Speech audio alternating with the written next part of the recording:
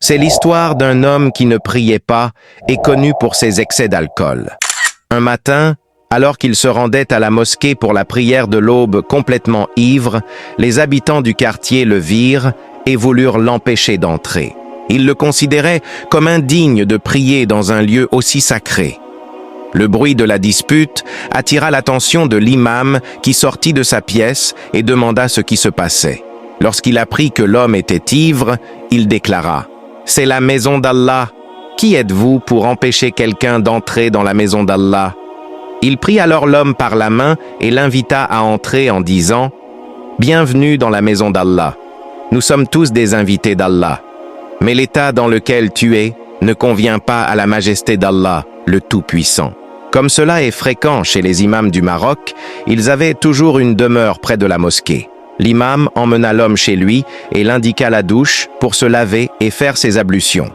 Ensuite, l'imam lui donna des vêtements qu'il porta et ils retournèrent tous deux à la mosquée. Lorsque la prière fut établie, ils prièrent tous ensemble. À la fin de la prière, ils découvrirent l'homme prosterné. Son âme a été élevée vers le tout miséricordieux. Allahu Akbar. Il était mort dans une posture de soumission totale à Allah. Tous les fidèles de la mosquée se mirent à pleurer. Ceux qui pleuraient le plus étaient ceux qui avaient tenté de l'empêcher d'entrer. Ils ont dit, si Allah, le Tout-Puissant, n'avait pas mis la foi dans le cœur de cet homme à ce moment-là, son âme aurait été prise dans son état d'ivresse. Subhanallah. Ils disent, on aurait été ainsi la raison pour qu'un serviteur d'Allah s'éloigne de la religion et de la prière. Ils se mirent à pleurer et à se repentir de leur jugement hâtif. Ainsi, cette histoire nous enseigne beaucoup de leçons. Elle nous ouvre la porte de la crainte d'Allah, afin que nous le craignions et que nous redoutions la mauvaise fin. En même temps, elle nous ouvre une porte d'espoir.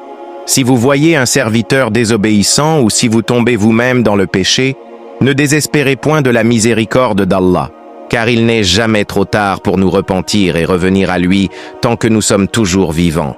Ô toi qui désobéis à ton Seigneur, repens-toi auprès de lui avant qu'il ne soit trop tard. Ne dis pas « Je me rependrai plus tard car tu ne sais pas quand tu mourras ». Ce rappel est peut-être ta dernière chance pour revenir à Allah avant de mourir. Alors repens-toi dès aujourd'hui car tu n'auras aucun argument auprès d'Allah si tu meurs dans cet état. Qu'Allah nous guide, nous compte parmi ses serviteurs qui se repentent nuit et jour et nous compte parmi les habitants du paradis. Amin.